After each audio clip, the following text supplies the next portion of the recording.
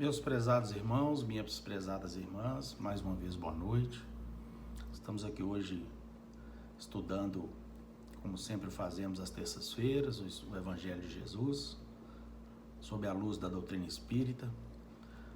Gostaria novamente de desejar a todos muita saúde, muitas alegrias, sobretudo muita paz, pedindo a Paulo de Tarso, patrono da nossa casa de oração, estudo e trabalho, que abençoe a cada um de vocês.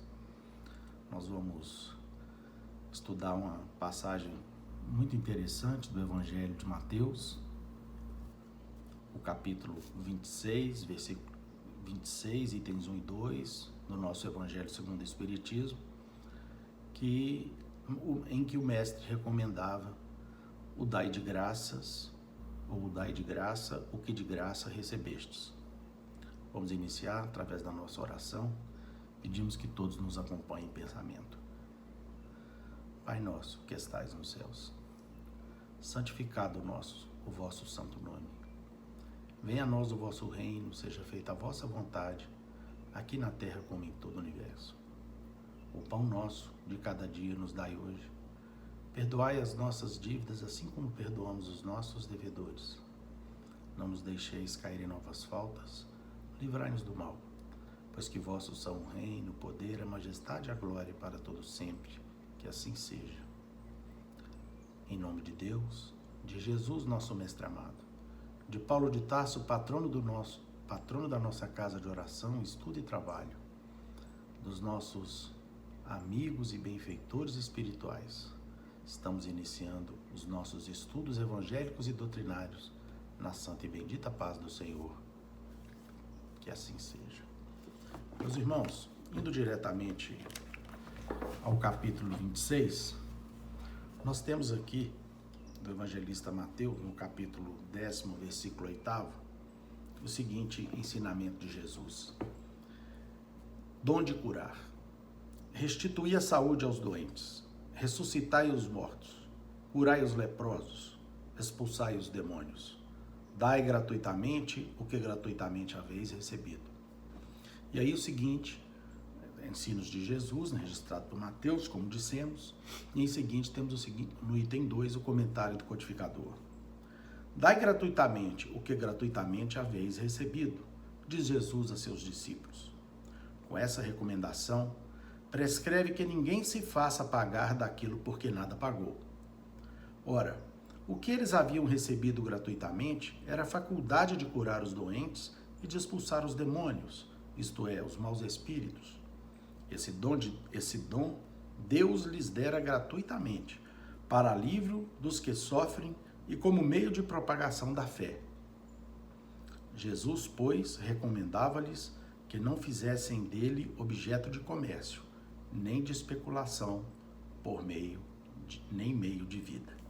Então, o codificador é muito claro, no seu comentário, das razões pelas quais Deus permitiu que todas as criaturas humanas, e a doutrina espírita, como veremos, não deixou de estudar essa questão de maneira muito clara, que o dom de curar, a mediunidade, que se expressa através da mediunidade, ele ocorreu para amparar os semelhantes, como nós vimos aqui o comentário de Kardec, e ao mesmo tempo, ajudando os que sofrem e ao mesmo tempo propagar a fé, Então, no caso, a fé cristã que Jesus nos trouxe e que tanto ele quanto os seus seguidores, especialmente os seus discípulos, foram arautos nos tempos que se seguiram da vinda do Messias aqui no nosso planeta, Bem, meus irmãos, nós vamos inicialmente verificar o contexto em que Jesus proferiu esses ensinamentos aos seus discípulos, Nós vamos ler inicialmente Mateus, no capítulo 10º do Novo Testamento, para que os irmãos possam aquilatar qual era inicialmente esse contexto. Isso é muito importante para que nós compreendamos esse ensino em toda a sua inteireza, avaliando esses ensinos a partir das circunstâncias que Jesus em que Jesus se encontrava com seus queridos apóstolos. Em Mateus capítulo 10, vamos iniciar no versículo 1. Tendo chamado seus 12 discípulos, deu-lhes Jesus autoridade sobre espíritos imundos para os expelir e para curar toda sorte de doenças e enfermidades. Ora, os nomes dos 12 apóstolos são estes: primeiro Simão, por sobrenome Pedro, e André, seu irmão, Tiago, filho de Zebedeu, e João, seu irmão, Felipe e Bartolomeu, Tomé e Mateus, o publicano, Tiago, filho de Alfeu, e Tadeu, Simão, o Zelote, e Judas Iscariotes, quem foi que o traiu. Isso está no inciso, isso aqui está no versículo 4. A esses 12, aos 12 enviou Jesus, dando-lhes as seguintes instruções: não tomeis rumo aos gentios, nem entreis em cidade de samaritanos, mas de preferência procurai as ovelhas perdidas da casa de Israel. E à medida que seguirdes, pregai que está próximo o reino dos céus. Curai enfermos, ressuscitai mortos, purificai leprosos, expeli demônios. De graça recebestes, de graça dai. Não vos provereis de ouro nem de prata, nem de cobre nos vossos cintos, nem de alforje para o caminho, nem de 2 túnicas, nem de sandálias, nem de bordão, porque digno é o trabalhador do seu alimento. E em qualquer cidade ou povoado que entrardes, indagai quem neles é digno, e aí ficais até vos retirardes. Ao entrardes na casa, saudai-a. Se com efeito a casa for digna, venha sobre ela a vossa paz.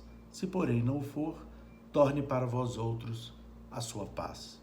Se alguém não vos receber, nem ouvir as vossas palavras, ao sairdes daquela casa ou daquela cidade, sacudi o pó dos vossos pés. Em verdade vos digo que menos rigor haverá para Sodoma e Gomorra no dia do juízo do que para aquela cidade. E eu, eis que vos envio como ovelhas para o meio de lobos.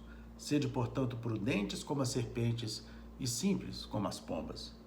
E acautelai-vos dos homens, porque vos entregarão aos tribunais e vos açoitarão nas sinagogas. Por minha causa, sereis levado à presença de governadores e de reis, para lhes servir de testemunho, e eles aos gentios. E quando vos entregarem, não cuideis em como ou quem haveis de falar, porque naquela hora vos será concedido o que haveis de dizer, visto que não sois vós o que falais, mas o Espírito de vosso Pai é quem fala por vós, em vós. Então, meus irmãos, é importante a gente contextualizar o momento em que Jesus profere esse ensino, né, do dai de graça, o que de graça recebeste, porque, na verdade, ele era parte de um grande ensinamento do Cristo aos seus discípulos, aos 12 discípulos. E, na verdade, como nós vimos aqui do evangelista Mateus, aqui nesse capítulo 10º, né, do Evangelho de Mateus, até o versículo 21, Jesus profere um verdadeiro programa de estudo e de trabalho para os seus discípulos, né? E nesse programa de estudo estava previsto, inclusive, os dons mediúnicos que eles receberiam, e como comenta aqui Kardec no item 2º do nosso estudo, para poderem lenir os sofrimentos do próximo e, ao mesmo tempo, poderem promover a divulgação das verdades e luzes evangélicas tão necessárias àquele tempo, porque, afinal de contas, o mestre sabia perfeitamente que era preciso atrair os irmãos para os ensinamentos evangélicos, né? E a cura, numa época que não tinha medicina, não tinha os remédios, os medicamentos, eram quase que acessíveis a poucos felizardos, a poucas pessoas, e mesmo assim, tudo muito primitivo. A cura que o Cristo e que seus apóstolos posteriormente promoveram, atraía sim multidões que depois ouviam extasiadas de alegria não em toda a sua totalidade, mas em grande parte, os ensinos que Jesus e seus apóstolos proferiram. E assim iniciou-se a cristandade, né? Então nós precisamos considerar que Jesus reúne os seus 12 discípulos, inclusive Judas, né? Para que sob as bênçãos de Deus, neles fosse desenvolvidos os dons mediúnicos, meus irmãos. E ele deu isso aos 12, né? Como disse, inclusive, a Judas Iscariotes, que depois, enganado, acabou promovendo um engano terrível, né? E, segundo as Escrituras, traindo o mestre. Então, ele desenvolveu esses dons mediúnicos em Pedro, que negou Jesus no dia mais importante da vida do Cristo, no dia da sua crucificação, a Tomé, que duvidou da sua ressurreição, a todos os discípulos que o abandonaram no horto, no monte, quando ele foi orar para pedir as bênçãos divinas para os momentos que ele iria enfrentar daí alguns instantes, que seriam os momentos da sua crucificação, né? Então, nós podemos aí compreender que Jesus proveu os seus discípulos de potencialidades mediúnicas para que eles pudessem cumprir posteriormente sua missão, né? E nós podemos compreender que nos tempos atuais, nós espíritas cristãos, sem jamais queremos fazer qualquer comparação com os discípulos de Jesus, também somos todos providos dos dons mediúnicos que nós poderemos desenvolver segundo o cumprimento do fiel dos nossos compromissos e colocá-los a serviço também das criaturas humanas, inclusive da divulgação da doutrina espírita, porque muitos são os irmãos que chegam às nossas casas espíritas pelos caminhos da dor, pelos caminhos do sofrimento, precisando de uma cura, precisando de um trabalho de desobsessão para poderem melhorar. Quantos de nós não fomos atraídos para a nossa casa espírita a partir de um momento de dor e de sofrimento?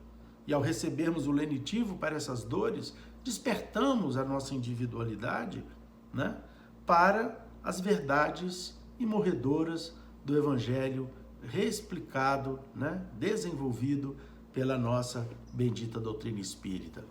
Portanto, meus irmãos, a mediunidade é um dom corporal. É um dom que todos nós possuímos, em maior ou menor grau, e que poderemos desenvolver no que diz respeito à qualidade dos fenômenos mediúnicos que nós promoveremos a partir do bom uso que nós fizermos dessa mediunidade e do desenvolvimento moral que nós experimentamos ao longo das nossas vidas. E nós vamos ver aqui uma analogia entre a própria cristandade no seu início e atualmente como ocorre conosco, né? Na pergunta 226 do Livro dos Médiuns, foi feita a seguinte pergunta por Allan Kardec aos espíritos superiores: o desenvolvimento da mediunidade guarda relação com o desenvolvimento moral dos médiuns? A resposta dos espíritos: não. A faculdade propriamente dita é orgânica e, portanto, independente da moral, mas já não acontece o mesmo com o seu uso, que pode ser bom ou mal, segundo as qualidades do médium. Então, para aqui fica claro, então, que todos nós temos mediunidade, os discípulos também tiveram mediunidade, inclusive estabelecida por Jesus no programa reencarnatório, que certamente eles fizeram com o mestre, porque Jesus não vivia ao acaso, nem vivia de improviso. Todos os discípulos tiveram uma missão a cumprir que foi anteriormente combinada na pátria espiritual, quando eles se reuniram para se tornarem aqui os emissários, os discípulos de Jesus, né? Então a mediunidade que lhes foi concedida ao longo do tempo foi desenvolvida, não é verdade? E ocorre que essas maravilhas que eles realizariam em nome de Jesus só mais tarde ocorreriam, quando eles já tinham iluminado seus corações. Por exemplo, Judas não pôde desenvolver a sua mediunidade porque não teve tempo, coitado, né? Depois sim, se transformou num dos médiuns mais fenomenais da Europa, que foi Joana d'Arc, libertadora da França, né? Que via os espíritos e esses espíritos auxiliavam a guiar os exércitos franceses. Então, a mediunidade em todos os tempos, quando santificada, operou milagres na transformação individual das criaturas e milagres coletivos. Lembremos das próprias preleções de Santo Agostinho, que depois de ver o espírito da sua mãe, Santa Mônica, despertou para a vida de iniquidades que ele dizia que vivia, e a partir daí se transformou no grande Agostinho de Hipona, um dos pais da igreja, cujos ensinos imprimiu uma modificação profunda nos ideais da igreja católica, modificação essa para melhor, né? Então a mediunidade lhe serviu para esse desiderato, né?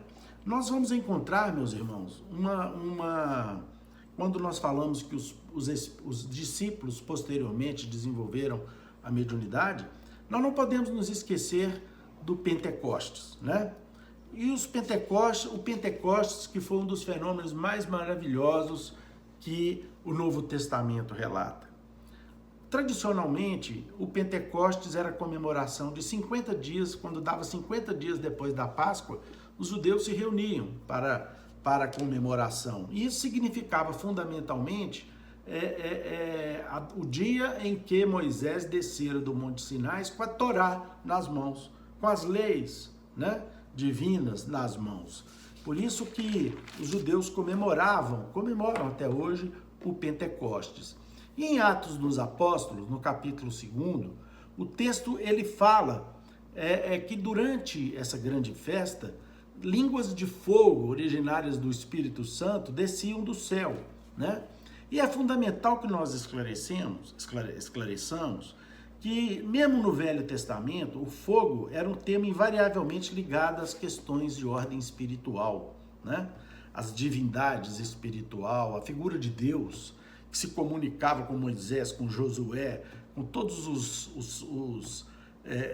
segundo o Velho Testamento, através da figura do fogo, né? Moisés via uma chama a pegar fogo no deserto, né?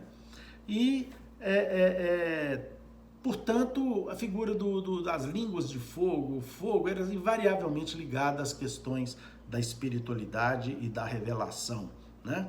Nos mostrando que todas as vezes que havia esse contato, ou seja, algo além da matéria propriamente dita, algo sobrenatural, algo que dizia respeito à espiritualidade, era retratado através do fogo, né? E nós vamos ver que nos Atos dos Apóstolos, a festa do Pentecostes, em que estavam presentes ali criaturas que simbolizavam, que representavam praticamente todas as nacionalidades do mundo, né? Estavam ali medas, partos, capadócios, romanos, irmãos da Ásia, do Egito, da Líbia, os romanos, cretenses, da Panfilha, da Síria e judeus de toda a ordem e de todas as procedências. E mais os 12 apóstolos de Jesus. E aí é curioso, meus irmãos, nós lembrarmos um detalhe do Novo Testamento, que exatamente na festa do Pentecostes, foi o momento em que os 11 discípulos se reuniram, porque Judas Iscariotes já não estava mais aqui no mundo físico, né? Como nós sabemos, ele, de tanta tristeza e remorso, tirou sua própria vida, logo após a partida do Mestre Jesus, né? E eles então se reuniram, sabe para quê? Para poderem eleger, para escolher o 12º apóstolo que faltava naquela congregação. E conta-nos as Escrituras que eles escolheram a figura de Matias, exatamente como substituto, para que eles estivessem ali integralmente recompostos no número que inauguralmente o Mestre lhes conquistou, né? Lhes recrutou, ou seja, de 12 apóstolos. E segundo as Escrituras, os estudiosos bíblicos, todos que se encontravam ali também, eram representantes de 12 regiões, que o mundo então era conhecido historicamente ou geograficamente, razão pela qual poderíamos dizer, sem muito medo de errar, que naquela festa existiam representantes de todas as regiões do planeta, né? Isso está no Atos dos Apóstolos, no capítulo 1, versículos 24 a 26. Então, meus irmãos, ali os discípulos, receberam as bênçãos do mundo espiritual e suas faculdades mediúnicas foram amplificadas imensamente, né? Foram totalmente amplificadas para que eles pudessem, então, cumprir os desideratos superiores programados pelo nosso Senhor Jesus para o projeto, o grande projeto, o maior projeto que já ocorreu no nosso mundo. Não tenho dúvida nenhuma, nem fanatismo em dizer que foi o projeto de implantação da Boa Nova aqui entre nós. Porque cada dia que passa, meus irmãos, na medida que vamos estudando a doutrina espírita, que ilumina os conceitos evangélicos do Cristo, mais nós temos a convicção de que a Boa Nova foi inexoravelmente a novidade mais bela, mais importante que já ocorreu em nosso planeta e que fez a diferença para que o nosso planeta deixasse de ser um mundo absolutamente primitivo e ingressasse, se matriculasse definitivamente a partir dos conceitos, especialmente da lei de amor que Jesus veio nos trazer, se matriculasse a caminho, né, na escola do grande progresso que a humanidade haveria de perseguir, aprimorando os seus processos civilizatórios que só foram possíveis a partir da Boa Nova de Jesus. Meus irmãos queridos, eu gostaria de trazer para vocês aqui algumas passagens que dizem respeito exatamente essas questões ligadas à mediunidade, especialmente a mediunidade de cura, né? Que nós observávamos, não apenas nos discípulos de Jesus, mas em todos aqueles que eram discípulos de Jesus. Evidente que nós temos notícias de Pedro curando na porta do templo, né? Aquele curando paralítico, curando cego, né? Nós temos notícia dos discípulos todos, João, Filipe, curando os irmãos da Casa do Caminho. Nós temos notícia de Estevão pregando na Casa do Caminho e no quarto contíguo, João, Pedro e os demais João, Pedro, Tiago, todos eles, Filipe, todos eles se esmerando para curar leprosos, paralíticos, cegos, obsidiados, no quarto contíguo à Casa do Caminho, através da simples imposição das mãos e da administração da água pura, né? Nenhuma diferença dos tempos espíritas atuais que, reproduzindo as belas imagens e fatos ocorridos na cristandade nascente, também procura se utilizar da água pura e do passe cheio de amor para poder trazer em nome de Deus a cura para os nossos irmãos, ou benefício aos nossos irmãos, ainda que a cura não seja possível por outras razões que desconhecemos. Mas nós vamos retirar, meus irmãos, da obra Paulo Estevão um fato, aliás, essa obra toda é maravilhosa. Confesso para vocês que estou reestudando essa obra, já li 2 vezes, já reli 2 vezes e agora estudando, indo lá nos mapas, procurando Google, trazendo as sinonímias, a fim de que a gente não perca a beleza dessa bênção partida dos altos, dos cimos espirituais e que nos foi legada pela mediunidade abençoada do nosso grande querido Francisco Cândido Xavier. E nós vamos trazer aqui a colação, a figura inesquecível de Estevão, primeiro mártir do caminho, primeiro mártir da cristandade. Quando ele estava no Sinédrio, sendo julgado exatamente sob a direção de Saulo de Tarso, sendo culpado, como nós vimos na nossa reunião anterior, sendo acusado, como nós vimos em nossa reunião anterior, de blasfemo, de caluniador e de feiticeiro, quando Saulo de Tarso, então, o acusa de feiticeiro, porque ele, Saulo de Tarso, havia visto pessoalmente na Casa do Caminho o irmão Estevão curar uma jovem muda, pela simples imposição de mão e a elevação do pedido a Jesus, utilizando-se o quê? Da sua mediunidade, da manipulação de fluidos e energias que através da sua mediunidade foram utilizadas para curar aquela jovem, né? Então, vou ler para vocês aqui o diálogo que ocorre e a defesa de Estevão a respeito dessa acusação que Saulo de Tarso lhe impunha, né? É indispensável, dizia Paulo, não esquecer que sois acusado de feiticeiro. Que respondeis a semelhante arguição? De que me acusam, nesse particular? Interrogou o pregador do caminho, Estevão, né? Com galhardia. Eu próprio, disse Paulo, vos vi curar uma jovem muda num dia de sábado e ignoro a natureza dos sortilégios que utilizastes nesse feito. Não fui eu quem praticou esse ato de amor, como certamente me ouvistes afirmar. Foi o Cristo, por intermédio de minha pobreza, que nada tem de boa. Ou seja, Jesus utilizou-se dos dons mediúnicos de Estevão para poder curar aquela jovem. Pensais inocentar-vos com essa ingênua declaração? Objetou Saulo com ironia. A suposta humildade não vos exculpa. Fui testemunha do fato, e só a feitiçaria poderá elucidar seus ascendentes estranhos. Aí então vem a resposta, meus irmãos, de Estevão. Contudo, o judaísmo está cheio desses fatos que julgais não compreender. Em virtude de que sortilégio conseguiu Moisés fazer jorrar de uma rocha a fonte de água viva? Com que feitiçaria o povo eleito viu abrirem-se-lhe as ondas revoltas do mar para a necessária fuga do cativeiro? Com que talismã presumiu Josué atrasar a marcha do sol? Não vedes em tudo isso os recursos da providência divina?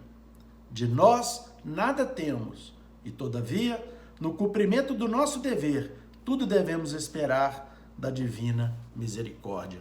Então eis aqui, meus irmãos, a resposta dada por Estevão, né?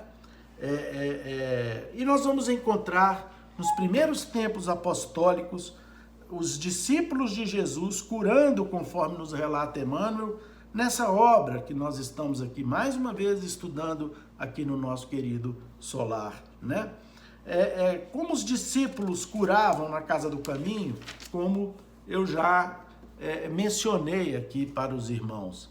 A mediunidade gratuita, meus irmãos, iluminada de maneira definitiva, né, pelo amor, sempre esteve presente em toda a cristandade, nas mãos bondosas daqueles irmãos que entenderam e aceitaram o chamamento de Jesus.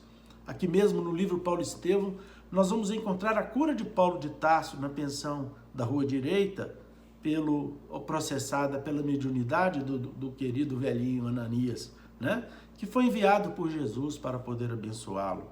Através de um passe magnético, Saulo de Tarso voltou a enxergar e a entender as bênçãos e compreender definitivamente que ele não fora abandonado por Jesus, quando o mestre lhe disse que ele entrasse em Damasco e aguardasse que as ordens lhe seriam, a tarefa lhe seria passada. E de fato Jesus não o esqueceu, né?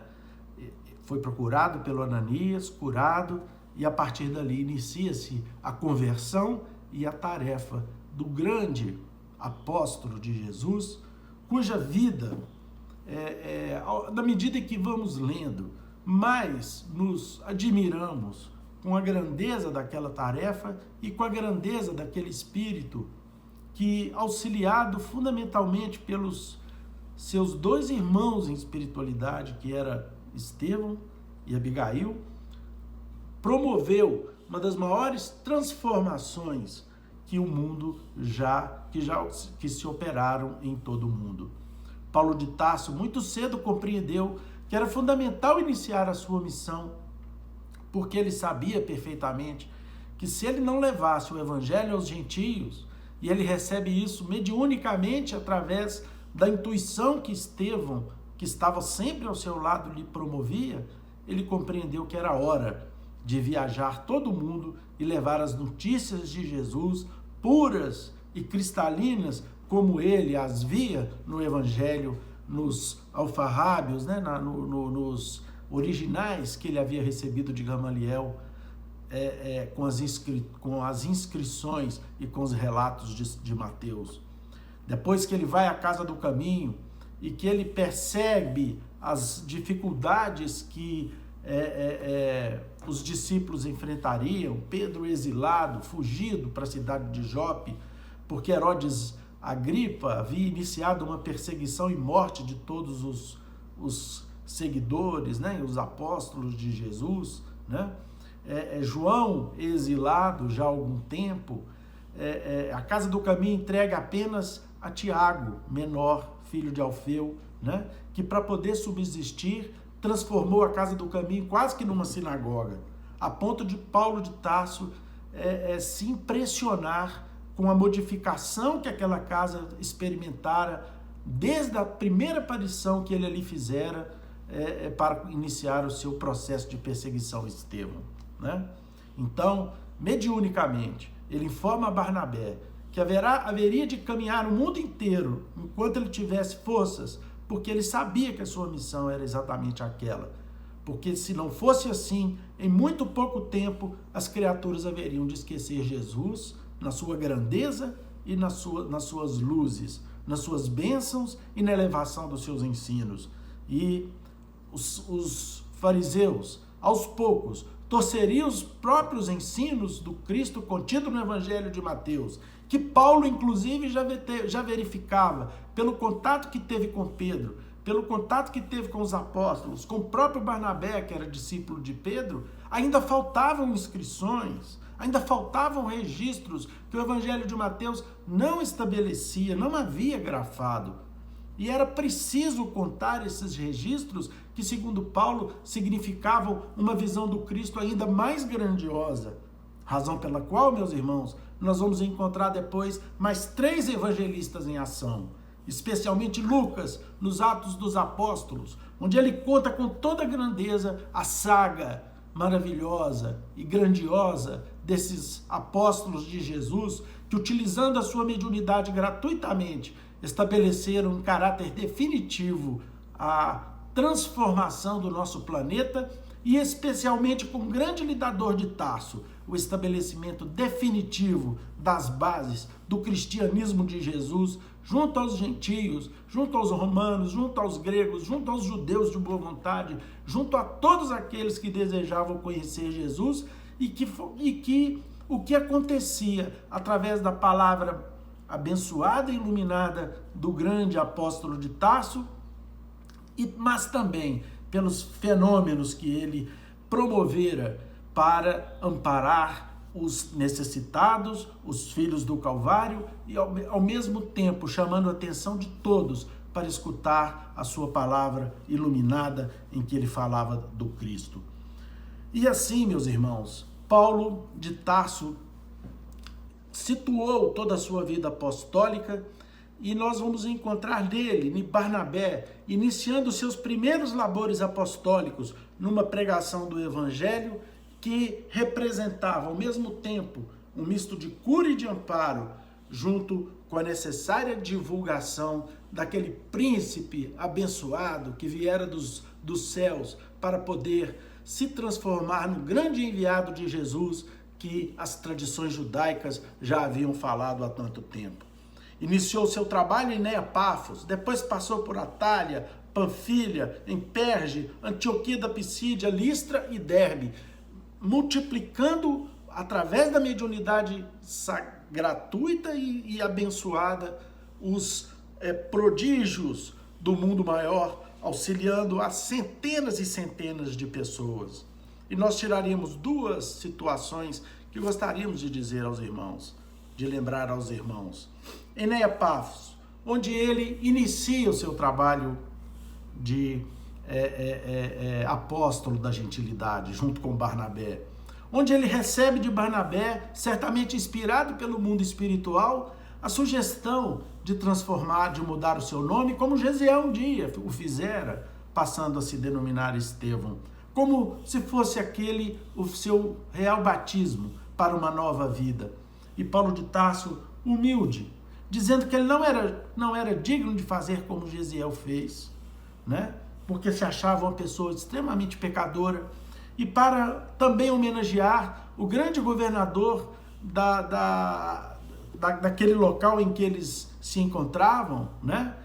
Que era a ilha de Chipre, que era o procônsul Sérgio Paulo, que que recebeu tanto Estevão, tanto Paulo de Tarso, quanto Barnabé, cheio de emoções, tendo a oportunidade, Paulo, inclusive, de curá-lo ali, né? E em Listra, uma outra situação muito interessante ocorrida com a mediunidade de Paulo de Tarso e de Barnabé. Em Neapafos, eles começaram a curar os irmãos e fundaram o primeiro núcleo do caminho, né? O procônsul Sérgio Paulo, aquele mesmo que foi amparado e abençoado por Estevão e que em contrapartida deixou Gesiel, né, nas praias da Palestina, e a partir dali ele foi recolhido para a casa do caminho, aquele mesmo Sérgio Paulo estava doente e sabedor, ficou sabendo que Paulo de Tarso e Barnabé operou a cura de diversas pessoas, requisitou a presença deles dois em seu palácio.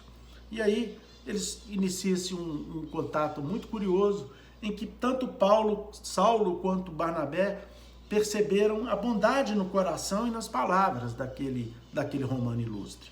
E ele era secundado por um charlatão de nome Bar Jesus. E esse Bar Jesus há muito tempo recebia vultosas quantias em dinheiro do procônsul Sérgio Paulo, mas com muito poucos resultados. Foi então que Paulo de Tarso cura o procônsul Sérgio Paulo, que, tomado de gratidão, ajuda tanto Paulo quanto Barnabé a inaugurar o primeiro núcleo cristão na ilha de Chipre, né? Enchendo o coração dos apóstolos de alegria e de esperanças. Mas acontece que o Bar Jesus não ficou satisfeito com aquela situação. Afinal de contas, tinha acabado a mamata dele. Paulo de Tarso tinha demonstrado de maneira clara, né, que a cura que o procônsul recebera provinha dos páramos celestiais, né? Inclusive acontece um fato curioso, porque o Bar Jesus começa a agredir por palavras Paulo de Tarso e agredir e depreciar a figura de Jesus, quando Paulo de Tarso, tomado de energia, diz para ele: olha, se você continuar com essas palavras mentirosas e criminosas a respeito de alguém que você não conhece e que foi puro por excelência, você vai acabar ficando mudo. E para sua própria felicidade, da mesma maneira que eu fiquei cego um dia, você poderá ficar mudo, meu irmão. E o Bar Jesus, você poderá ficar cego, meu irmão, perdão. E o Bar Jesus se tornou cego, né? E desesperou-se, até que Paulo e Barnabé deram um passe e ele então foi curado ali, mas ao mesmo tempo passou a respeitá-los. Mas acontece que ele procura Paulo de Tarso depois, e procura Paulo de Tarso cheio de dedos, cheio de preocupação, e eu vou reproduzir aqui apenas um pedacinho do diálogo dos dois, porque ele queria perguntar a Paulo que quanto Paulo ganhava para poder fazer aquele ministério.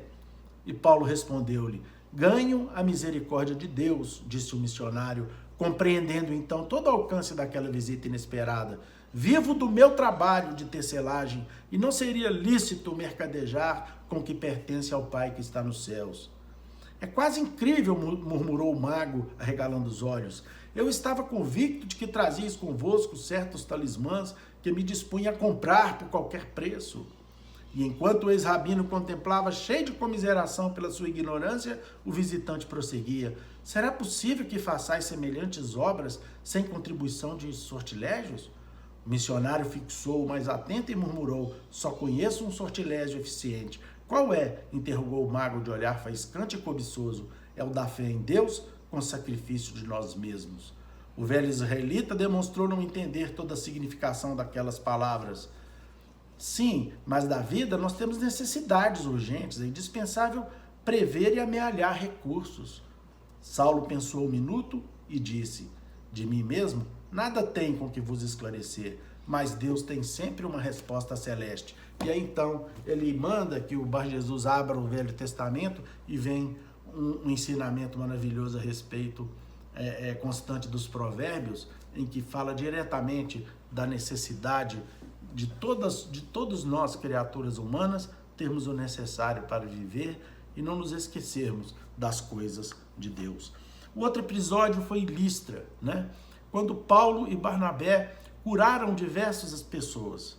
E aí então, aquele povoado que era composto de politeístas, começaram a dizer que Paulo e Barnabé eram, na realidade, Júpiter e Mercúrio.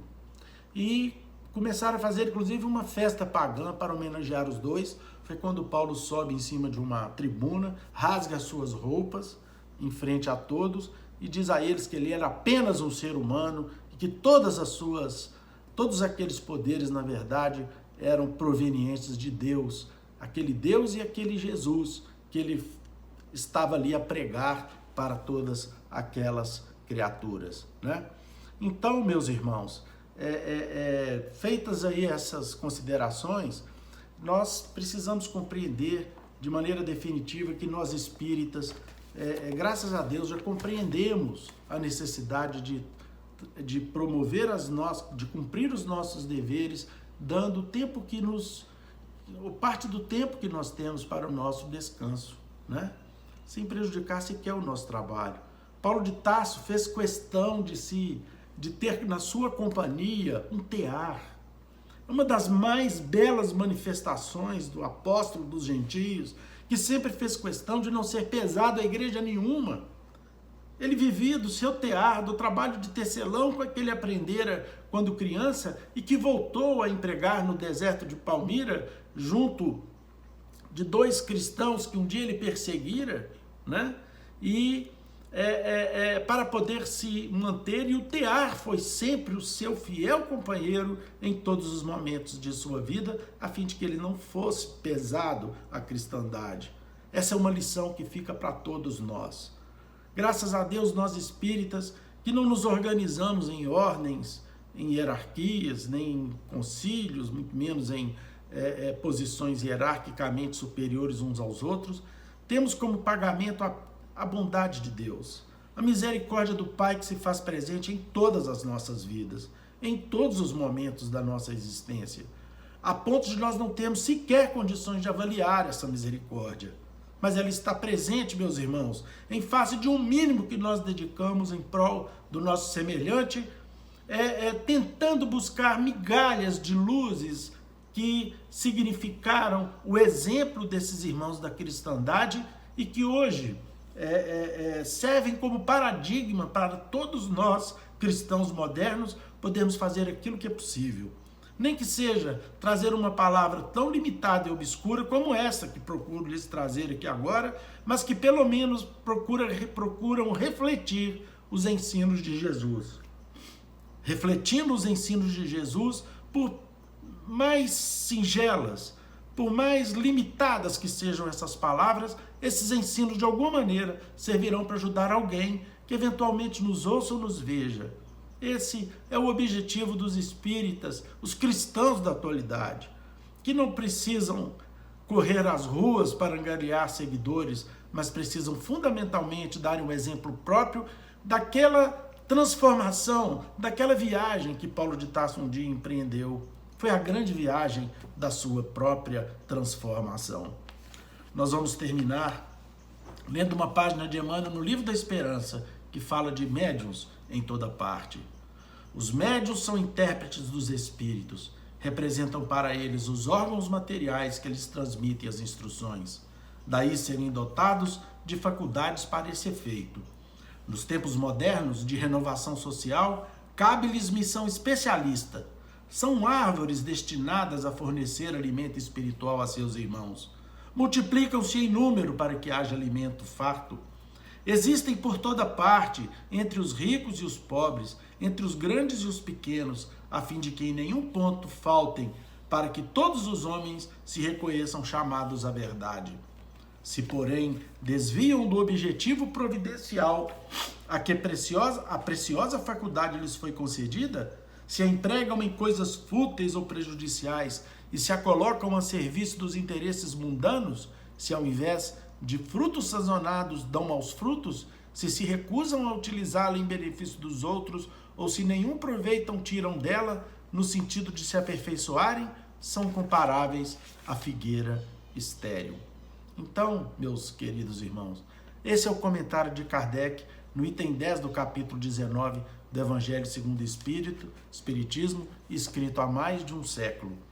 Reflitamos no ensinamento do codificador e peçamos muito a Jesus que nos ampare a vida, que nos ampare a todos.